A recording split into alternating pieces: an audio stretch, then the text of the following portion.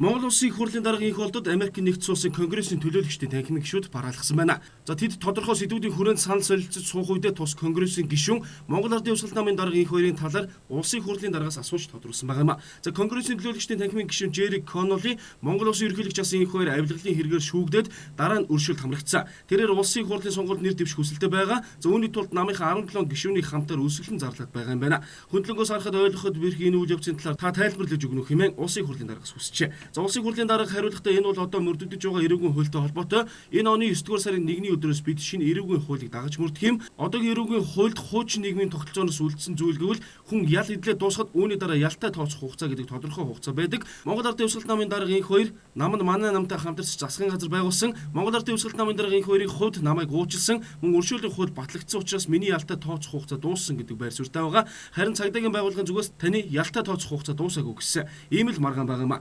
Ирэх сонгуулиар ийм маргаан гарахгүй, учир нь шинээр дагаж мөрдөх эрүүгийн хуульд ялтай тооцох хугацаа гэдэг ойлголтыг байхгүй болгосон. За энэ удаагийн парламентаа хийсэн хамгийн том реформ бол 1990 оноос өмнө байсан эрүүгийн хууль болон хуулийн салбарт холбоотой реформыг бүрэн хийж дуусгасан. Ялтай тооцох хугацаа гэдэг ойлголт сонгуулийн тухай хуульд орсон зөв эсэх талаар би хувьдаа бодоод л байгаа.